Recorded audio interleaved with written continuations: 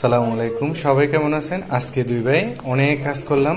এই যে এতগুলো বক্স পুরা মাসে মাছ বাজার করে পরিষ্কার করে ধুয়ে রেখে দিছি। তো এবার দেখুন কিভাবে রাখছি, একদম আমার মা যেভাবে রাখতো ঠিক ওভাবেই সব মাছগুলো রাখছি। এই যে দেখুন কিভাবে রাখছি সবগুলা।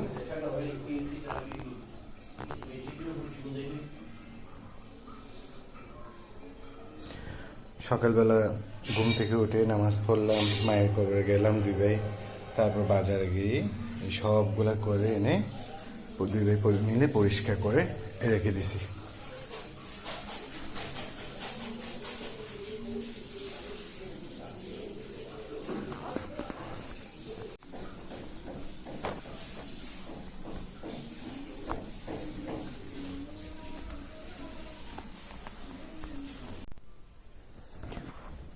তো আমার মা ডিপ ফ্রিজে এভাবেই রাখতো, সেজন্য আমরা দুই ভাইও বাজার থেকে মাছ মাংস কিনে এনে ভালোভাবে পরিষ্কার করে সবগুলো বক্স বক্স করে রাখলাম পুরো মাসের জন্য।